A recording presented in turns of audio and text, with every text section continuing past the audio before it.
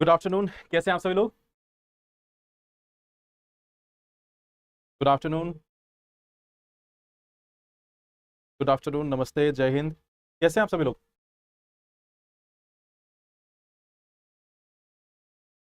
Good afternoon.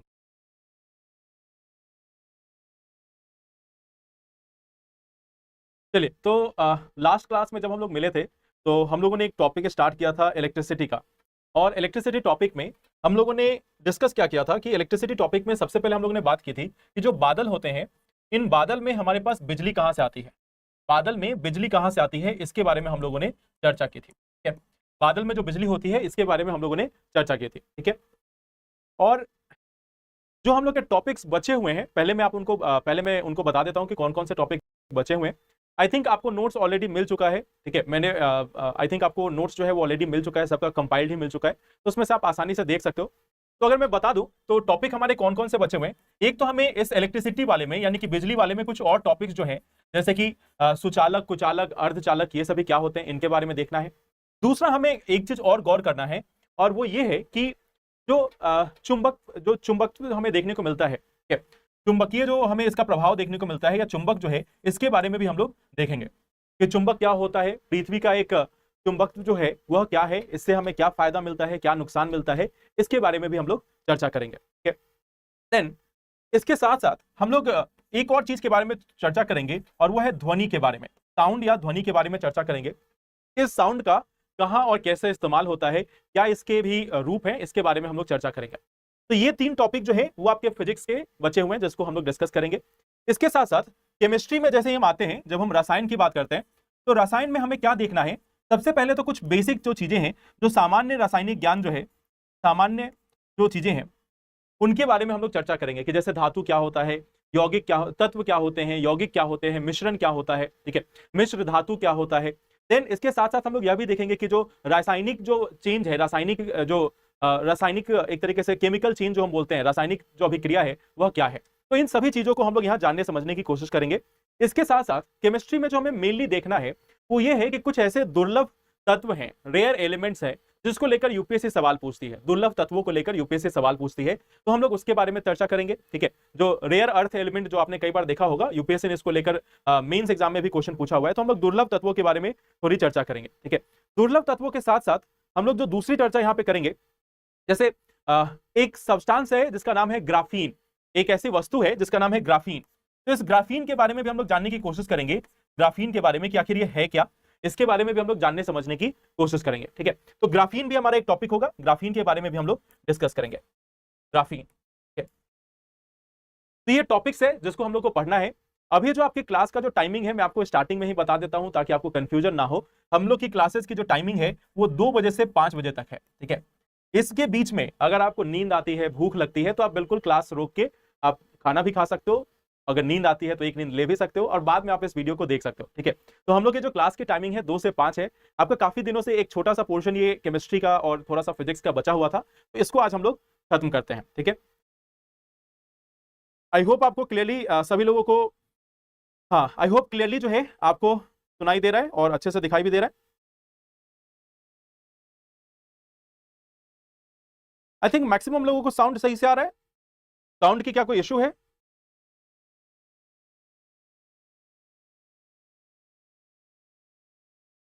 हाँ, तो चलिए, मीन्स मैंने इसीलिए पहले ही बोल दिया कि जैसे कई बार होता है कि 2 बजे से 5 बजे तक है, 2 से 5 में 5 घंटे कहां से आ गए। ठीक है, चलिए,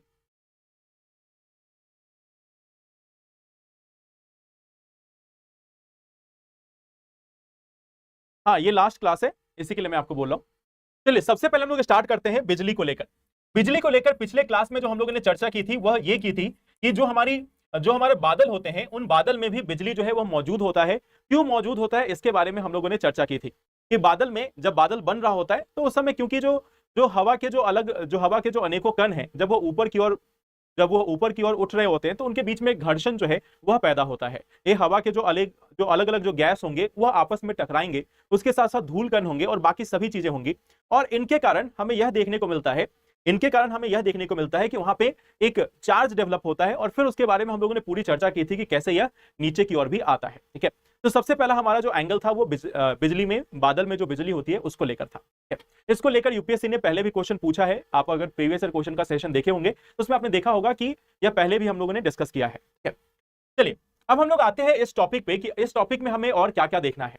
देखो, बिजली के टॉपिक में हमें तीन चीजों को जानना है। एक होता है कुचालक, एक होता है कुचालक यानी कि जिसको हम इंग्लिश में बोलते हैं इंसुलेटर।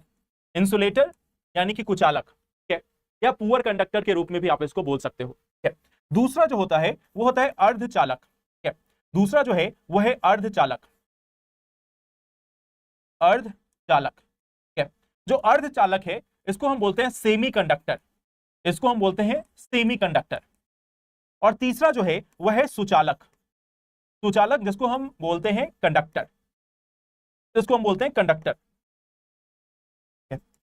तो देखो, जब भी हम किसी पदार्थ की बात करते हैं तो बिजली में या इलेक्ट्रिसिटी के माध्यम से अगर हम देखें तो जो अलग अलग जो सब्सटेंसेज हैं, जो अलग अलग जो पदार्थ हैं, उनको तीन हिस्सों में विभाजित किया जाता है। कुछ ऐसे पदार्थ जो बिजली को आसानी से अपने से होकर पास होने देते हैं या उनके थ्रू जो है उनसे होकर बिजली आसानी से पास कर सकती है, तो फिर उसे हम सुचालक के रूप में जानते हैं या कंडक्टर के रूप में जानते हैं, ठीक है। कोई बहुत अच्छा कंडक्टर हो सकता है, कोई पुअर कंडक्टर हो सकता है, लेकिन इसकी डिग्री अलग अलग होगी। जनरली देखा क्या जाता है कि जो धातु हैं, जो जनरली जो हमारे धातु हैं यानी कि जो मेटल्स हैं, उन सभी में देखा जाता है कि उनमें सुचालक होने का एक गुण जो है वह मौजूद होता है। यानी वह आसानी से बिजली को अपने से पास होने दे सकते हैं, बिजली उनसे होकर गुजर सकती है, आराम से निकल सकती है। तो इसे हम चालक के रूप में या सुचालक के रूप में जानते हैं। वहीं पे अगर हम अधातु के बारे में बात करें, जो नॉन मेटल्स है उनकी बात करें, तो इनसे होकर बिजली आसानी से पास नहीं कर सकती, इनसे होकर इलेक्ट्रिसिटी जो है वो आसानी से नहीं गुजर सकती, और इसी के लिए इनको अर्धचालक कहा जाता है।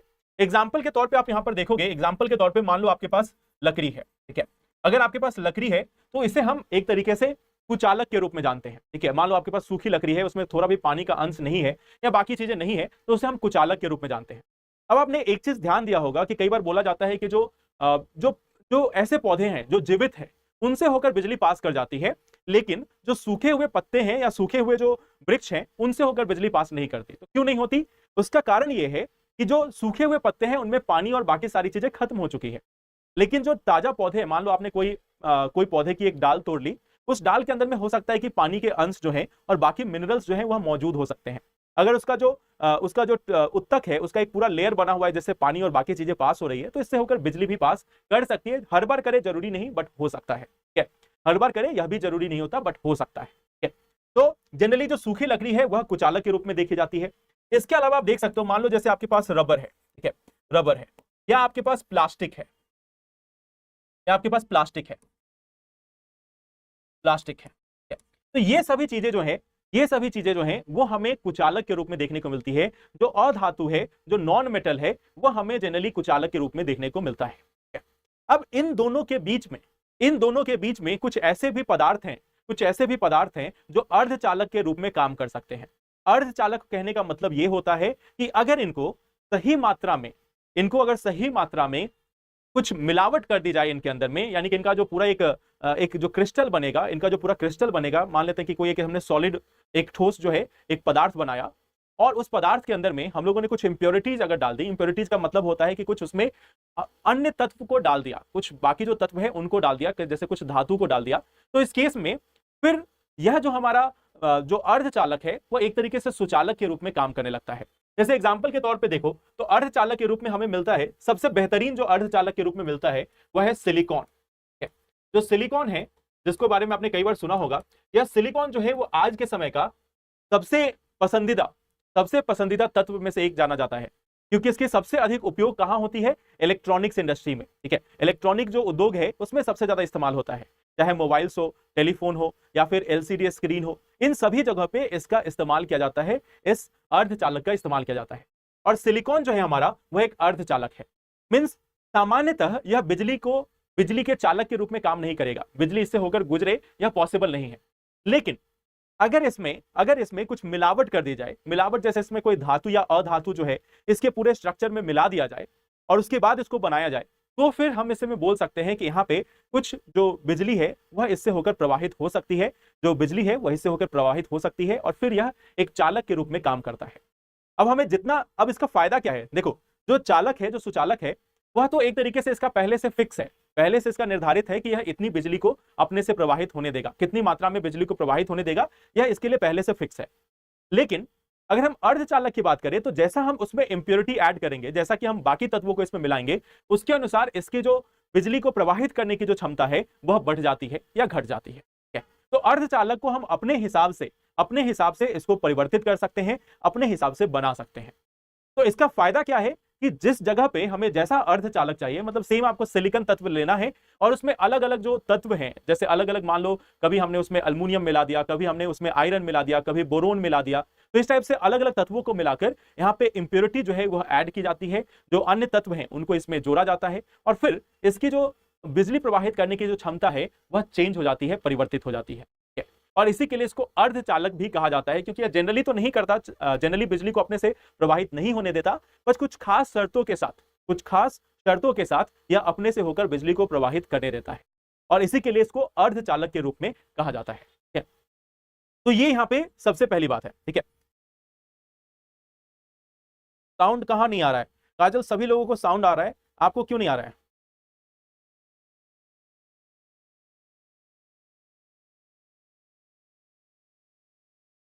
हाँ, डोपिंग से चालकता जो है वो बढ़ सकती है या घट सकती है। जर्मेनियम भी है, बिल्कुल जर्मेनियम भी आपका सेमीकंडक्टर है, जर्मेनियम भी आपका सेमीकंडक्टर है।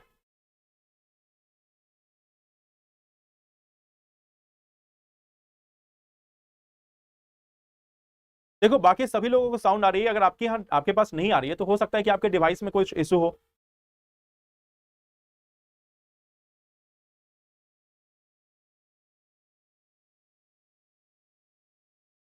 नोट्स अपलोड हो गए हैं गौरव, मैंने खुद देखा है, नोट्स अपलोड हो गए हैं।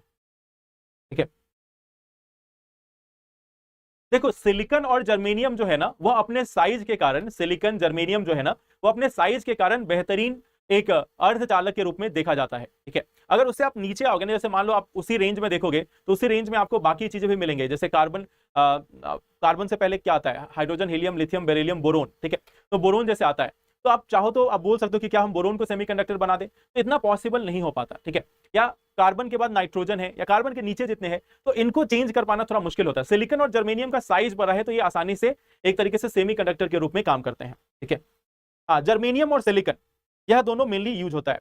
हाँ गैलियम भी है, गैलियम को भी यूज किया जाता है, गैलियम फिर साइज बड़ा हो गया ना, गैलियम जो है वो साइज बड़ा हो गया तो इसके लिए इसका इस्तेमाल होता है। ठीक है, गैलियम, जर्मेनियम, सिलिकॉन ये सभी चीजों का इस्तेमाल किया जाता है। चलिए, तो ये तो हमारे सबसे पहले हो गए कि कुचालक, अर्धचालक और सुचालक जो है वो क्या होते हैं। क्या अब देखो इस बिजली का प्रयोग कहां कहां किया जाता है, बिजली का प्रयोग कहां कहां किया जाता है इसकी हम बात करते हैं। ठीक है, बिजली का प्रयोग जो है वो कहां कहां हो सकता है इसके बारे में थोड़ा बात कर लेते हैं। ठीक है, आप सभी ने देखा होगा कि कई बार किसी खास धातु पर, जैसे मान लेते हैं कि सिल्वर है, सिल्वर के ऊपर गोल्ड की परत चढ़ा दी गई, सिल्वर के ऊपर में यानी कि चांदी के ऊपर में सोने की परत चढ़ा दी गई, कॉपर के ऊपर में सिल्वर की परत चढ़ा दी गई। ठीक है, तो ये जो प्रोसेस है इसको हम बोलते हैं इलेक्ट्रोप्लेटिंग। ठीक है, इस प्रोसेस को बोलते हैं इलेक्ट्रोप्लेटिंग, यानी किसी धातु पर किसी अन्य धातु की परत चढ़ाने का जो पार्ट है वह हमें बिजली के उपयोग से किया जा सकता है। ठीक है, तो किसी धातु पर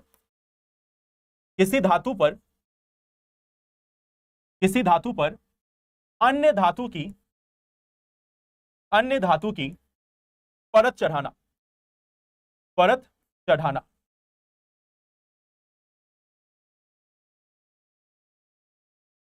आज के समय में आप देखोगे तो बिजली का एक और उपयोग जो है वह किया जा रहा है। जैसे आप सभी ने एक नाम सुना होगा ग्रीन हाइड्रोजन का, हरित हाइड्रोजन जो है इसका नाम आप सभी ने सुना होगा।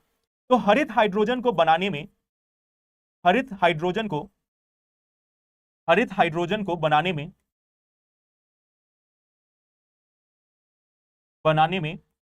बिजली का प्रयोग किया जा सकता है,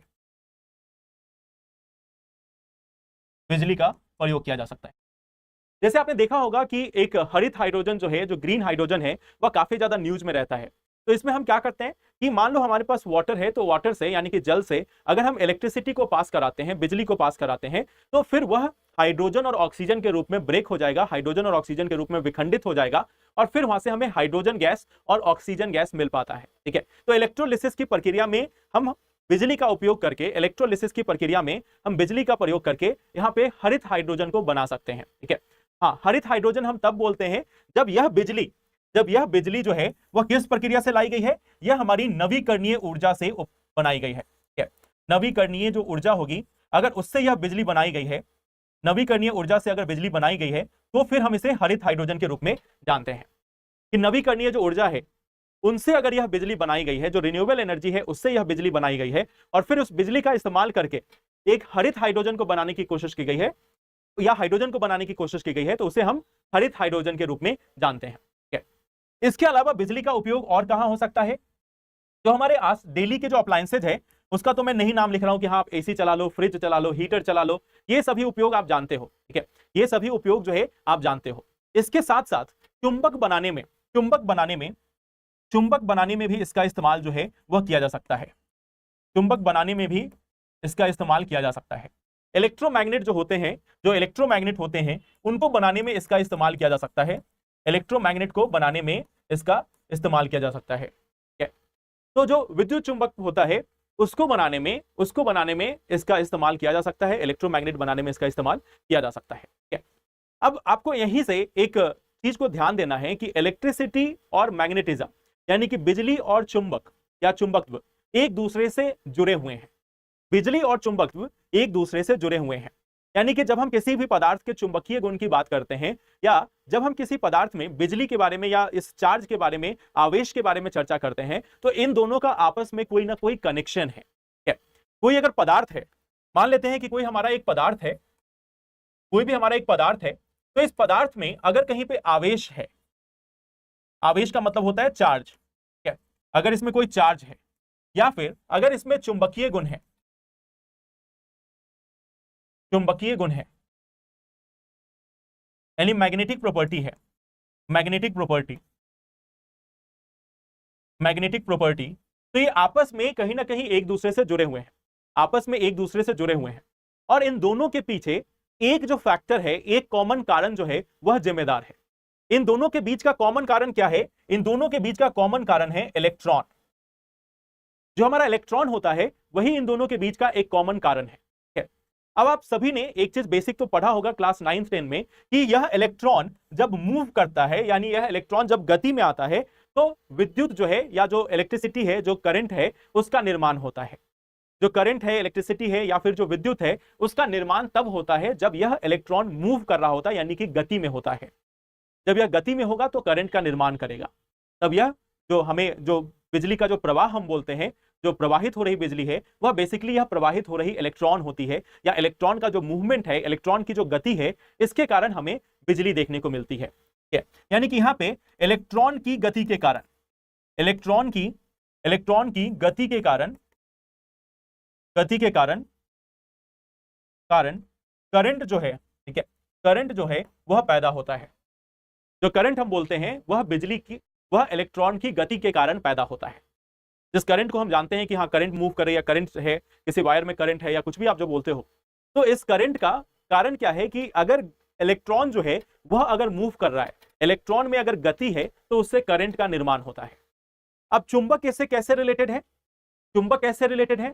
चुंबक रिलेटेड है इलेक्ट्रॉन के स्पिन के कारण, यानी इलेक्ट्रॉन का जो घूर्णन होता है अपनी ही एक्सिस पे, यानी कि अपनी ही धुरी पर जो इसका घूर्णन होता है, इसके कारण हमें चुंबकीय गुण देखने को मिलता है।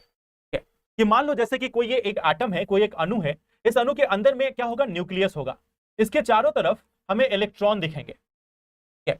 यह इलेक्ट्रॉन जब अपने एक्सिस पे, अपने धुरी पर घूर्णन करता है, तो इस घूर्णन के कारण किसी भी पदार्थ में चुंबकीय गुण जो है वह देखने को मिलती है। अब आप बोलोगे कि अगर ऐसा होता तो हमारे आसपास में जितने भी वस्तुएं हैं उन सभी वस्तुओं में चुंबकत्व होना चाहिए या चुंबकीय गुण जो है वह होना चाहिए। अगर इलेक्ट्रॉन के स्पिन के कारण है, और अगर आपने थोड़ा बहुत क्लास 11-12 में इलेक्ट्रॉन के बारे में पढ़ा होगा, तो आपको सभी को मालूम होगा कि इलेक्ट्रॉन जो है वो कंटिन्यूअसली अपने धुरी पर घूर्णन करती रहती है, स्पिन होता रहता है। तो अगर यह घूर्णन लगातार जारी है इसका, तो सभी पदार्थों में कहीं ना कहीं चुंबकीय गुण होना चाहिए, सभी पदार्थों में कुछ ना कुछ चुंबकीय गुण होना चाहिए। लेकिन ऐसा हमें देखने को नहीं मिलता।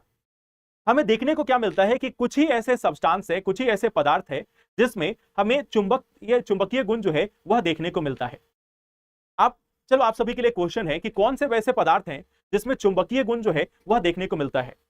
चुंबकीय गुण किन पदार्थों में पाया जाता है? नेचुरली, प्राकृतिक रूप से किन में पाया जाता है?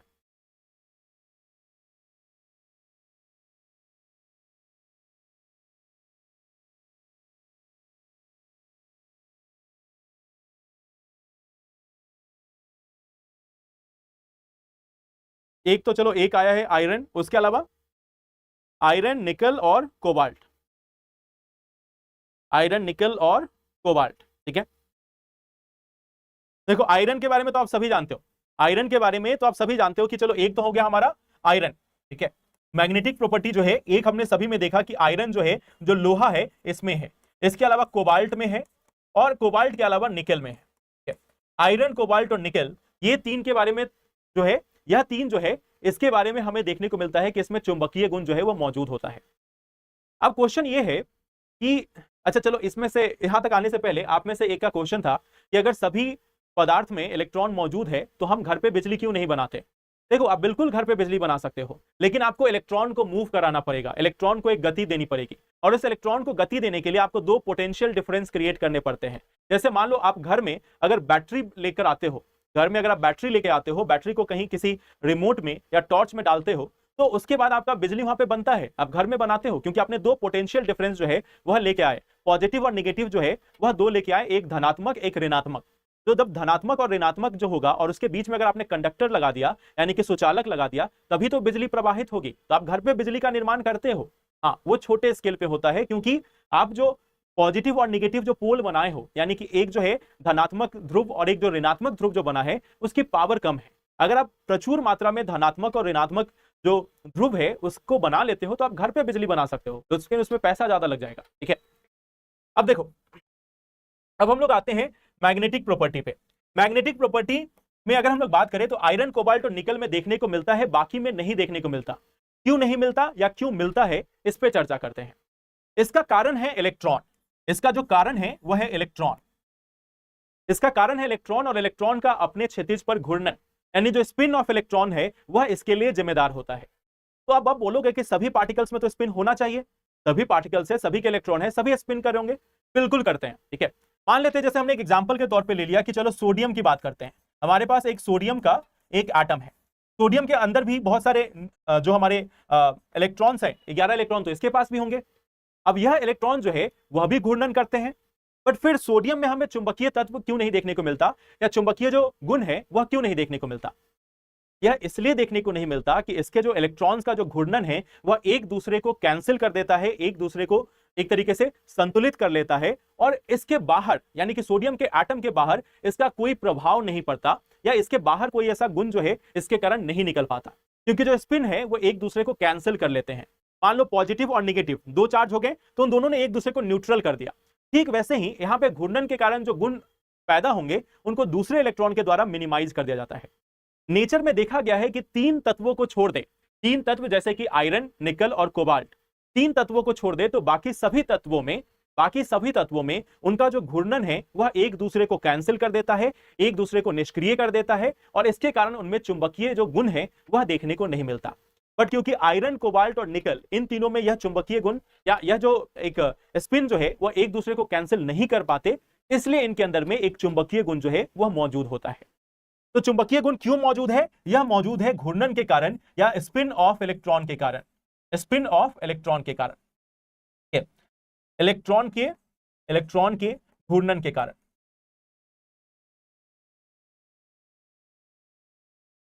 घूर्णन के कारण। तो अगर कहीं पे भी चुंबकीय तत्व मौजूद है तो इसका सीधा सीधा कारण यह है कि वो इलेक्ट्रॉन जो है चुंबकीय तत्व तब मौजूद होता है जब वहां पे कोई ना कोई इलेक्ट्रॉन्स का घूर्णन हो रहा है, उसका कुछ नेट रिजल्ट जो है यानी कि कुछ जो शुद्ध जो उसका परिणाम है वो बाहर की ओर निकल रहा है। अगर निकलता है तब उसमें चुंबकीय गुण होगा, अगर नहीं होता है तो चुंबकीय गुण नहीं होगा, ठीक है। तो ये इसकी मेन बात होती है चुंबकीय गुण होने या ना होने की। अब देखो, अब यहीं पे एक चीज गौर करना कि मान लो कोई एक कंडक्टर है, कोई एक चालक है, कोई एक सुचालक है, मान लेते हैं कोई भी एक सुचालक है, जैसे कि मान लो ये कॉपर है, ठीक है, या फिर मान लो जैसे कि सिल्वर है, चांदी है, ठीक है। सिल्वर जो है वो एक बेस्ट कंडक्टर के रूप में माना जाता है, सिल्वर जो है वह बेस्ट कंडक्टर के रूप में माना जाता है। तो नॉर्मली जब इससे जो करंट है, जब इससे करंट जो है, जब इससे करंट पास करेगी, जब इससे करंट पास करेगी तो इसके इलेक्ट्रॉन्स में बदलाव आएगा। करंट इससे जब पास करेगी तो मतलब इलेक्ट्रॉन जो है वह मूव कर रहा है। जब यहां से करंट जो है वो पास कर रही है, जब यहां से करंट पास कर रही है तो इसके इलेक्ट्रॉन्स के जो स्टेट है, उनकी जो परिस्थिति है उसमें बदलाव आएगा, और इस बदलाव आने के कारण जब भी इससे इलेक्ट्रिसिटी पास करेगी, जब भी इसे इलेक्ट्रिसिटी पास करेगी और उसकी जो मात्रा है वह बढ़ती है या घटती है, तो उस केस में हमें देखने को क्या मिलेगा कि यहाँ पे चुंबकीय जो गुण है वह यहाँ पे दोबारा पैदा होगा। कि मान लो ये एक सिल्वर का कंडक्टर रखा हुआ है, सिल्वर का एक तार जो है वो रखा हुआ है, इस तार से जैसे ही बिजली पास करेगी तो स्टार्टिंग में इसमें कुछ चुंबकीय गुण दिखाई देगा। हाँ, एक समय के बाद वह धीरे धीरे कांस्टेंट हो जाता है, फिर नहीं दिखेगा, फिर उसमें कोई चुंबकीय तत्व नहीं दिखेगा। लेकिन जैसे ही यहाँ पे करंट फिर से बंद हुई, मान लो यहाँ से बिजली काट दी गई, करंट आनी बंद हो गई, तो करंट की मात्रा चेंज होगी, फिर इसमें चुंबकीय तत्व जो है वो देखने को मिलेगा। यानी कि जब भी इसकी परिस्थिति में बदलाव होगा, जब भी इसके अंदर के इलेक्ट्रॉन्स की परिस्थिति में बदलाव आएगा, जब भी इसके इलेक्ट्रॉन्स की परिस्थिति में बदलाव आएगा, तब तक इसमें चुंबकीय गुण जो है वह देखने को मिल सकता है। यदि करंट की मात्रा बढ़ा दी जाए, घटा दी जाए, करंट स्टार्ट किया जाए, करंट बंद किया जाए, कुछ भी नया अगर होता है, कुछ भी नया अगर होता है, तो इसके इलेक्ट्रॉन की जो परिस्थिति है वह बदलेगी। इलेक्ट्रॉन अपने जगह से शिफ्ट होगा, इलेक्ट्रॉन अपने जगह से हिलेगा, और जब इलेक्ट्रॉन अपने जगह से हिलेगा तो फिर इसमें हमें चुंबकीय गुण जो है वह देखने को मिलता है, फिर हमें इसमें चुंबकीय तत्व जो है या गुण जो है वह देखने को मिलता है। तो एक चीज हमेशा याद रखना कि जब भी हम किसी भी वायर से, जब हम किसी भी वायर से, मान लो कोई भी स्विच है, अगर आपने स्विच ऑन किया, अगर आपने किसी भी वायर में स्विच ऑन किया, तो जब बिजली उससे पास कर रही थी, उस एक छोटे से अंतराल के लिए उसमें एक चुंबकीय गुण जो है वह पैदा होगा। अगर आपको कभी ऐसा चेक करना है कि होता या नहीं, तो आप एक कॉम्पास जो होता है, एक मैग्नेटिक कंपास जो होता है, वो खरीद के ला सकते हैं, और घर पे जिस जिस वायर से आप इलेक्ट्रिसिटी पास करा रहे हैं, उसके पास वो मैग्नेटिक कंपास को रख के देखना, जैसे ही आप स्विच ऑन करते हो या स्विच ऑफ करते हो, दोनों केस में वो जो कंपास है वो हिलेगा, चेंज होगा। ठीक है, तो इसी के कारण बोला जाता है कि जब भी किसी भी चालक से, जब भी किसी चालक से बिजली पास करती है, यानी कि पहली बार पास कर रही हो या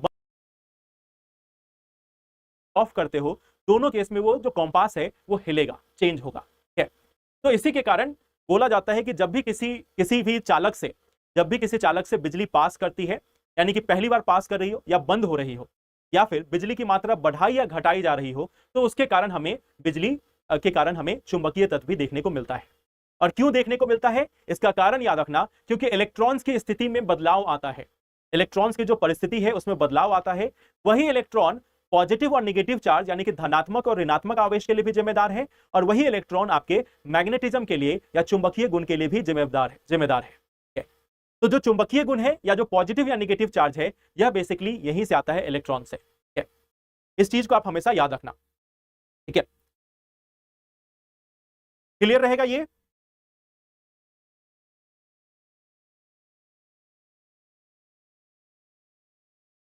मतलब अपनी बात आप लोग की चलती रहेगी, उसमें कभी कोई कमी नहीं आएगी।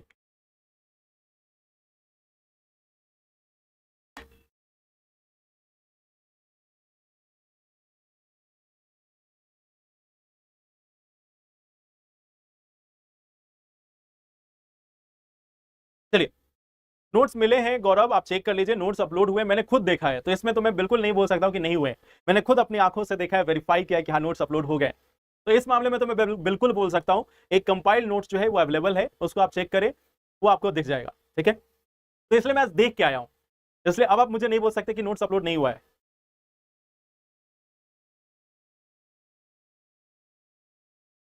देखो, किसी भी पदार्थ में करंट नहीं होता, करंट जो है वह पैदा की जा सकती है, करंट जो है वो बनाया जा सकता है। किसी भी पदार्थ में इलेक्ट्रॉन या प्रोटॉन होते हैं, और जो करंट है, वह करंट क्या होता है, करंट होता है इलेक्ट्रॉन का फ्लो, यानी कि इलेक्ट्रॉन की गति। तो जब भी हम इलेक्ट्रॉन को कुछ एक्स्ट्रा बल प्रोवाइड करेंगे, इलेक्ट्रॉन को कुछ हम उस पर फोर्स लगाएंगे, तो फिर वो मूव करेगा। और जब इलेक्ट्रॉन मूव करेगा, यानी कि इलेक्ट्रॉन क्या है, एक चार्ज ऑब्जेक्ट, एक आवेशित जो कण है वह है हमारा इलेक्ट्रॉन। तो जब भी आवेश जो है, जब भी आवेश गति में आता है, तो ही हम उसे करंट कहते हैं। तो अगर आपने किसी इलेक्ट्रॉन को मूव करा दिया, इलेक्ट्रॉन को आपने मूव करा दिया, उसको गति में ला दिया, तो मतलब करंट हो गया। ठीक है,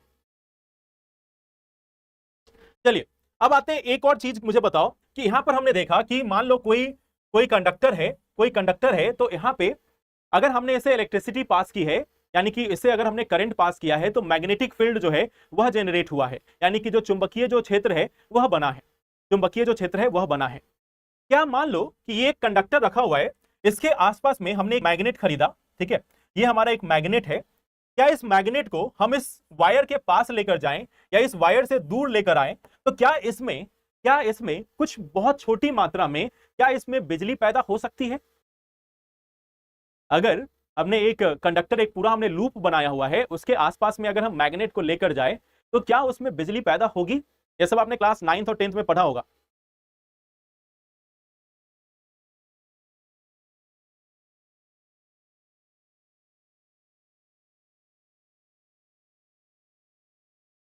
ठीक है, तो ठीक वैसे ही, बिल्कुल बिल्कुल ठीक वैसे ही अगर आप देखोगे, तो अगर हम जैसे अगर बिजली जो है उसकी मात्रा कम या अधिक हो रही है, यानी कि बिजली जो है करंट की मात्रा अगर ज्यादा या कम हो रही है, तो उस केस में हमें मैग्नेटिक फील्ड में बदलाव देखने को मिलता है।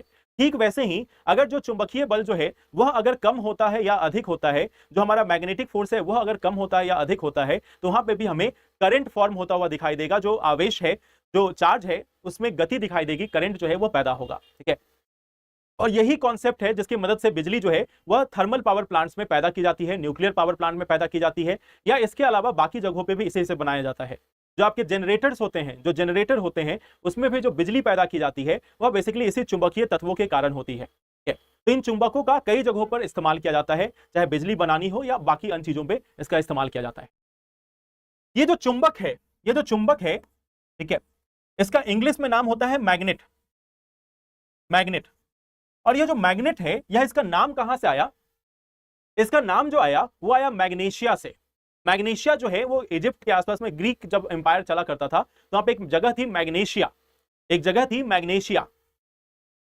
ठीक है, एक जगह थी मैग्नेशिया, और इस मैग्नेशिया जगह में जो गरेरिये थे, जो अपनी भेड़ चराने जाया करते थे, तो उनके द्वारा यह चीज जो है सबसे पहले पाया गया। यह जो चुंबकीय जो गुण है वह सबसे पहले उन्हीं के द्वारा पाया गया। अब देखो, हुआ ये कि ये जो गरेरिये वहां पर जाते थे भेड़ चराने, तो उनके पास अब अभी के टाइम की तरफ प्लास्टिक या लेदर के तो चप्पल थे नहीं। पहले उनके पास जो चप्पल थे उसमें कील वगैरह ठोका हुआ रहता था, कि मान लो काठ की चप्पल बनी हुई है, यानी कि जो लकड़ी है उसके चप्पल बनी हुई है और उसमें कील वगैरह ठोका हुआ है।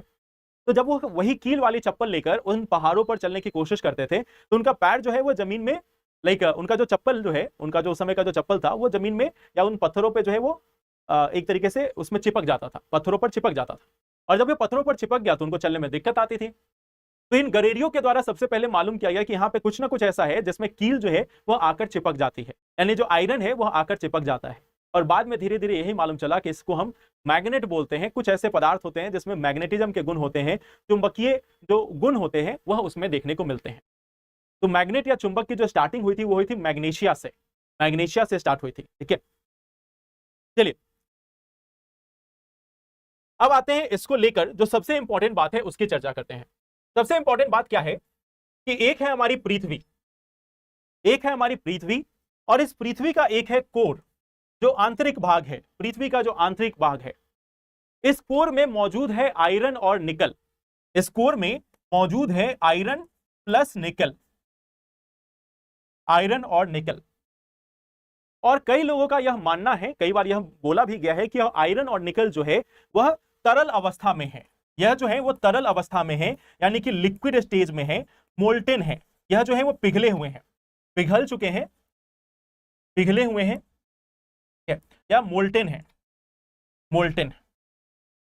तो हमारी पृथ्वी जो है, पृथ्वी के अंदर में हमारा कोर जो है, पृथ्वी का जो कोर है, जो आंतरिक हिस्सा है, उस आंतरिक हिस्से में मौजूद है आयरन और निकल, आयरन और निकल। और यह आयरन और निकल मौजूद किस फॉर्म में है? लिक्विड फॉर्म में, लिक्विड फॉर्म में। और यह आयरन और निकल जो है वह कंटिन्यूअस मोशन में है, यानी कि कंटिन्यूअसली जो है वह मूव कर रहे हैं, कंटिन्यूअसली जो है इनमें मोशन जो है वह देखने को मिलता है। ठीक है, यह कंटिन्यूअसली मूव कर रहे हैं, रोटेट कर रहे हैं। अब जब यह गति में है, अब आप सोचो, जब हमने देखा कि किसी हम चुंबकीय पदार्थ को अगर हम गति में लाते हैं, तो चुंबकीय जो क्षेत्र है, चुंबकीय जो क्षेत्र होगा उसका, उसमें बदलाव होगा, चुंबकीय बल में बदलाव होगा।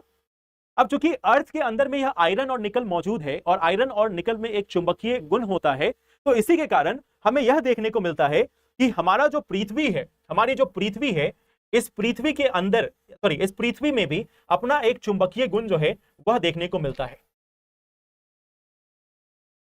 अपना एक चुंबकीय गुण जो है वह देखने को मिलता है।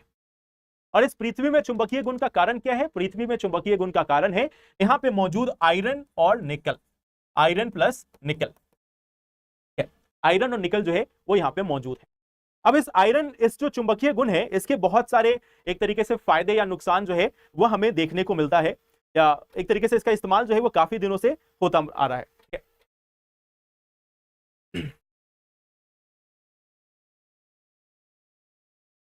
बंद कर दूं क्या चैट, क्योंकि बाकी सभी लोग तो ऐसे ही डिस्कस कर रहे हैं।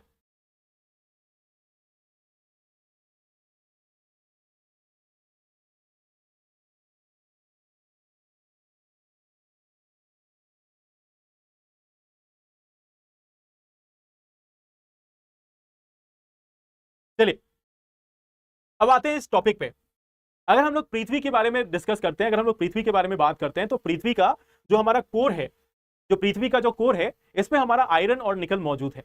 और इस आयरन और निकल के कारण पृथ्वी के चारों ओर एक चुंबकीय जो मंडल है वह देखने को मिलता है, एक चुंबकीय मंडल जो है वह देखने को मिलता है। और इस चुंबकीय मंडल के कारण काफी सारे फायदे भी हमें देखने को मिलते हैं, जिसके बारे में हम लोग चर्चा करेंगे। ठीक है, सबसे पहले इस चुंबकीय जो गुण है, पृथ्वी के जो यह चुंबकीय गुण है, इसका कहां पे इस्तेमाल किया जाता है इसको देखते हैं। ठीक है, देखो आज के समय में हमें अगर कोई भी रास्ता मालूम करना है तो हमारे पास जीपीएस है, सैटेलाइट है, जिसके जरिए हम मालूम कर लेते हैं कि कोई भी वस्तु जो है वो कहां पे है। लेकिन पहले पहले अगर एक जगह से दूसरे जगह जहाज को लेकर जाना होता था, या दिशा का उतना ज्ञान तब नहीं हुआ करता था कि कौन सी दिशा में जाना है, कौन सी दिशा में नहीं जाना है, तो वहां पे कॉम्पास नीडल का इस्तेमाल किया जाता था। एक टर्म आता है मैग्नेटिक कॉम्पास। मैग्नेटिक कॉम्पास जो है एक ऐसा यंत्र है जिसके द्वारा हमेशा नॉर्थ दिशा में पॉइंट किया जाता है, या हमेशा नॉर्थ दिशा की ओर उसका एरो जो है वह दिखाता है। कि मान लो हमारे पास यह अगर कहीं पे भी हमारे पास अगर एक मैग्नेटिक कॉम्पास है तो उसमें एक निडल होता है। अब यह जो निडल है यह हमेशा नॉर्थ की तरफ ही दिखाता है, ये हमेशा नॉर्थ की तरफ ही दिखाता है। तो अगर आप उसको कहीं पे भी पृथ्वी पर ले जाओ और फ्रीली सस्पेंड करो, फ्रीली उसको छोड़ दो, तो वो हमेशा नॉर्थ की दिशा में ही, वह जो उसका जो एरो है वो हमेशा नॉर्थ की दिशा में ही बताएगा। ठीक है, वो हमेशा नॉर्थ की दिशा में ही बतलाएगा। और इसका कारण यह है कि पृथ्वी के अंदर भी एक जो मैग्नेटिक प्रॉपर्टी है, एक जो चुंबकीय गुण है, वह देखने को मिलता है। और इसी का इस्तेमाल करते थे पहले जो जहाज में जो एक देश से दूसरे देश की यात्रा किया करते थे, एक देश से दूसरे देश जाना है तो उसमें यह मैग्नेटिक कंपास का इस्तेमाल करते थे, जिससे कि उनको मालूम चल पाए कि कौन सी दिशा कौन सी है। नॉर्थ अगर मालूम चल गया तो नॉर्थ के हिसाब से आप साउथ निकाल लोगे, साउथ मालूम चल गया तो ईस्ट और वेस्ट भी निकाल लोगे। तो यही काम होता है मैग्नेटिक कंपास का।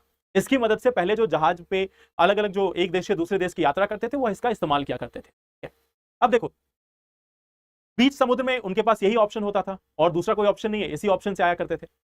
अब इस मैग्नेटिक कंपास का या इस पृथ्वी के जो चुंबकीय गुण है उसके बारे में एक और चर्चा। ठीक है, पृथ्वी के जो अलग अलग जो पोल्स हैं उनको मैग्नेटिक नॉर्थ और मैग्नेटिक साउथ के रूप में बताया जाता है। यानी ये बोला जाता है कि ये पृथ्वी का जो उत्तरी जो पार्ट है, पृथ्वी का जो नॉर्थ मैग्नेटिक पोल है और पृथ्वी का साउथ मैग्नेटिक पोल है, उसको ऐसे डिनोट किया जाता है। ये पृथ्वी का नॉर्थ मैग्नेटिक पोल बोला जाता है, ये पृथ्वी का साउथ मैग्नेटिक पोल बोला जाता है। ठीक है, जैसे हमने नॉर्थ पोल और साउथ पोल देखा, जो उत्तरी ध्रुव है और दक्षिणी ध्रुव है, तो वैसे ही हमारा एक उत्तरी चुंबकीय जो ध्रुव है वह देखने को मिलता है और एक दक्षिणी ध्रुव जो है, दक्षिणी चुंबकीय ध्रुव जो है वह देखने को मिलता है। अब यहां पर एक जो कॉमन मिस्टेक है उसको आप समझने की कोशिश करना। कॉमन मिस्टेक क्या है कि मान लो अगर ये नॉर्थ मैग्नेटिक है और ये साउथ मैग्नेटिक है, हमारे पास एक और चीज होती है। जैसे मान लो हमारा कॉम्पास निडल जो है, कॉम्पास निडल में इसको बोलते हैं नॉर्थ और इसको बोलते हैं साउथ। मान लो ये अगर हमारा कॉम्पास निडल है तो इसको इसका उत्तरी ध्रुव कहा जाता है, इसको दक्षिणी ध्रुव कहा जाता है। ये है नॉर्थ पोल, इसका है साउथ पोल। कोई भी मैग्नेट है तो इसका जो पॉइंटेड एरिया है उसको नॉर्थ कहा जाता है, जो नॉन पॉइंटेड एरिया है उसको साउथ कहा जाता है। अब आपने एक चीज पढ़ा होगा कि like pole repel each other, यानी कि अगर सेम ध्रुव है तो वह एक दूसरे के विपरीत करने की कोशिश करेंगे। यानी नॉर्थ जो है वो साउथ को अट्रैक्ट करता है, साउथ जो है वो नॉर्थ को अट्रैक्ट करता है। नॉर्थ को दूर भगाएगा, अलग करेगा, रिपेल करेगा। तो अब देखो अगर मान लो हम यहाँ पे कॉम्पास को रखते हैं तो अब क्या होना चाहिए था कि अगर मान लो ये नॉर्थ है तो इसको तो उल्टा पलट जाना चाहिए था। ये मान लो हमारा एक सिंपली हमारा कोई भी कॉम्पास निडल है, इस कॉम्पास निडल का ये हमने मान लिया कि इसका नॉर्थ है, ये इसका साउथ है, और फिर हमने इसको फ्रीली सस्पेंड किया, ये नॉर्थ की तरफ दिखा रहा था, हमने इसका भी नाम रख दिया नॉर्थ मैग्नेटिक पोल और इसका नाम रख दिया नॉर्थ साउथ मैग्नेटिक पोल, इसका हमने नाम डाल दिया south magnetic pole, south magnetic pole. तो होना तो ये चाहिए था ना कि ये कॉम्पास निडल कुछ ऐसा दिखता, ये हमारा नॉर्थ की तरफ जाए और ये हमारा साउथ की तरफ जाए, क्योंकि नॉर्थ हमेशा साउथ की तरफ अट्रैक्ट होगा और साउथ हमेशा नॉर्थ की तरफ। तो ये उल्टा होना चाहिए था। अब इसका मतलब ये है कि कहीं ना कहीं किसी ना किसी का नाम तो उल्टा है, या तो ये उल्टा है या फिर ये उल्टा है।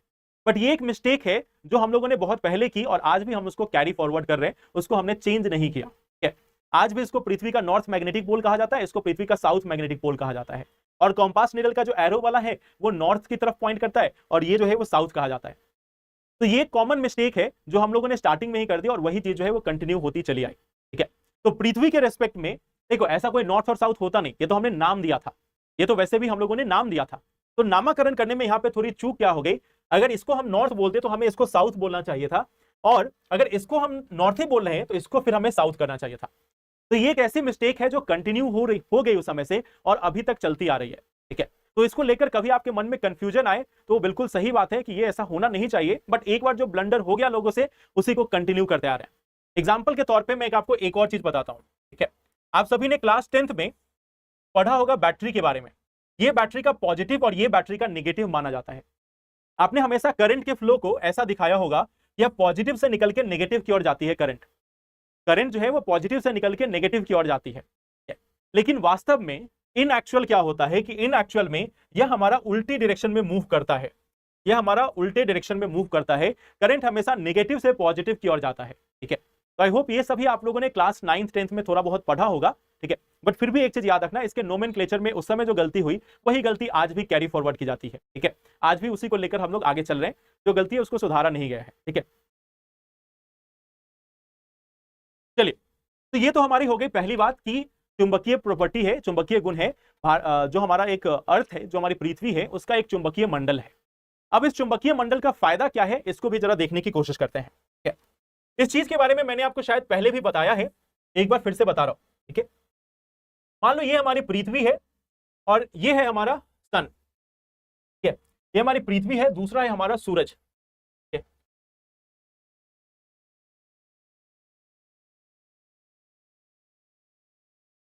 हम लोगों ने पिछले सेशंस में पढ़ा था कि सौर्य पवन एक आती है, एक सौर्य पवन जो है वह निकलती है।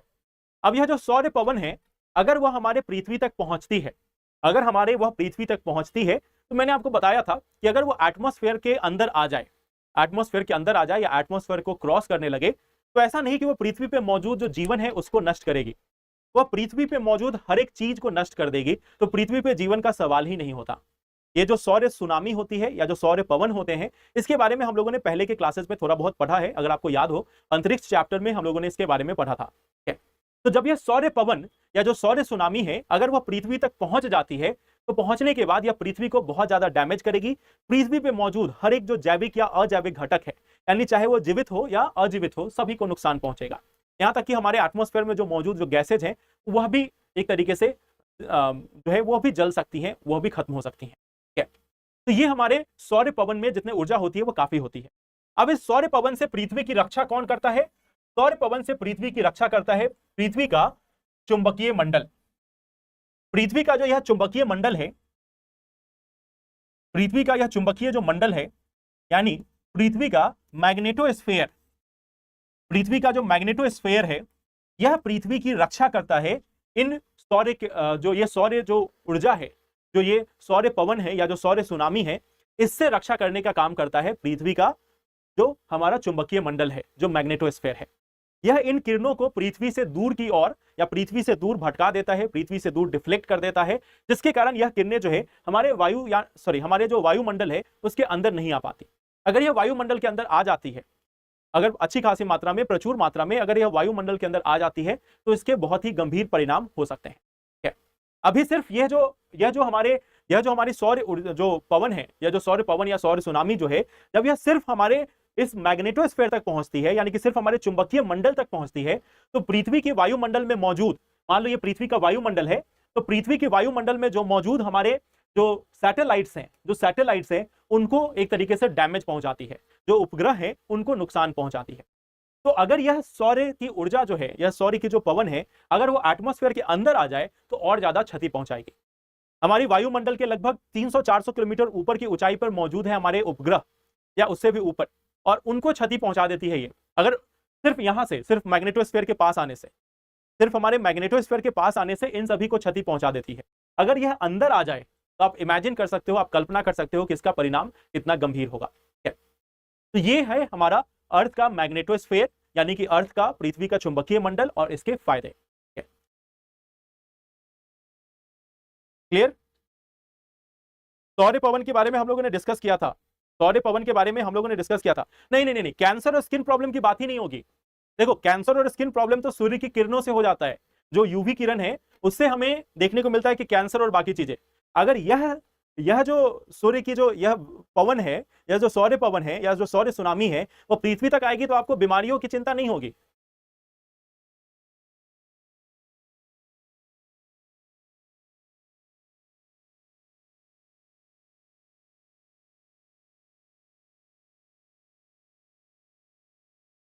सैटेलाइट अलग अलग जगहों पे, देखो सैटेलाइट जो है ना, कुछ हमारे एटमॉस्फेयर के अंदर भी आता है, कुछ एटमॉस्फेयर के बाहर भी है, ठीक है। तो ऐसा नहीं कि सिर्फ अंदर ही है, कुछ बाहर भी है। सैटेलाइट 36,000 किलोमीटर पे भी है, सैटेलाइट जो है वो हमारा 360 किलोमीटर पे भी है। सभी पे इफेक्ट पड़ेगा। देखो, ये जो सौर्य पवन जो आती है, इसका जो प्रभाव है वह सभी चीजों पर हमें देखने को मिलता है। इसका प्रभाव हमें देखने को मिलेगा उपग्रह पर देखने को मिलेगा। इसका जो प्रभाव है वह अरोरा जो बनता है उसमें देखने को मिलेगा, यानी कि अरोरा जो फॉर्मेशन होता है, अरोरा फॉर्मेशन जो होता है, जो हमें अलग अलग विभिन्न प्रकार के जो प्रकाश देखने को मिलते हैं उत्तरी ध्रुव पे या दक्षिणी ध्रुव पे, उस पे भी होगा। इसके साथ साथ मान लो कई नया प्रक्षेपण यान भेजा जा रहा है, कुछ नया जो प्रक्षेपण यान है यह भेजा जा रहा है, उस पर भी नुकसान होगा। पृथ्वी पे जो मौजूद जो ग्रिड है उस पर भी असर पड़ेगा, ठीक है। तो इन सभी जगहों पर असर पड़ सकता है। पृथ्वी पे जो इलेक्ट्रिक ग्रिड है, जो विद्युत ग्रिड है, वह भी नष्ट हो सकते हैं, वह अभी भी उसमें कई बार आग लग जाती है, ठीक है। तो कई बार जो इलेक्ट्रिक ग्रिड है, खासकर जो शीतोष्ण क्षेत्रों में है, टेम्परेट एरियाज में है, वहां पे इसका प्रभाव थोड़ा अधिक देखने को मिलता है। तो उन क्षेत्रों में कई बार इसमें आग लग जाती है ग्रिड में, ठीक है। तो ये सभी प्रभाव जो है वह देखने को मिल सकते हैं। उपग्रह नष्ट हो सकते हैं, ऑरोरा बन सकता है, जो अलग अलग प्रकार के जो प्रकाश देखने को मिलते हैं उत्तरी ध्रुव में या दक्षिणी ध्रुव में, वह देखने को मिल सकता है। इसके साथ साथ प्रक्षेपण यान जो है वह नष्ट हो सकते हैं। साथ ही साथ जो ग्रिड है, इलेक्ट्रिक ग्रिड जो है, यानी विद्युत ग्रिड जो है, उसमें आग भी लग सकती है। तो यह सभी इसके परिणाम हो सकते हैं, ठीक है। संचार व्यवस्था, हाँ बिल्कुल, जो संचार व्यवस्था, उपग्रह अगर नष्ट हुआ तो संचार व्यवस्था उसी पर निर्भर है, ठीक है। उपग्रह जो है, टेम्परेचर देखो, टेम्परेचर ऑफ कोर्स इतना ज्यादा बढ़ जाएगा ना कि फिर उसमें रह पाना मुश्किल हो जाएगा। यह जो सौर्य पवन आती है वह सूर्य के जो बाहरी जो मंडल है, बाहरी जो उसका एटमॉस्फेयर है, वहां से निकल के आता है। और सूर्य के बाह्य मंडल से जब यह निकलता है तो यह इसका तापमान जो है उस समय में लाखों डिग्री सेंटीग्रेड में होता है, लैक्स ऑफ डिग्री सेंटीग्रेड में इसका तापमान होता है। तो यह जो इलेक्ट्रोमैग्नेटिक जो ऊर्जा निकलती है वहां से, विद्युत चुंबकीय ऊर्जा जो निकलती है वहां से, उसके कारण इतना ज्यादा इंपैक्ट पड़ेगा कि फिर गर्मी तो छोड़ो, बाकी सभी चीजें काम नहीं करेंगे।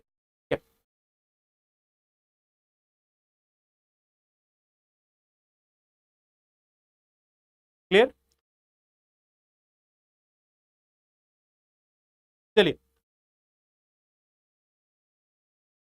जो जो टेम्परेचर होता है ना, ये जो सौर्य पवन होती है जहां से निकलती है ना, इसका टेम्परेचर कुछ 3-4 लाख डिग्री सेल्सियस होता है, 3 से 4 लाख डिग्री सेल्सियस।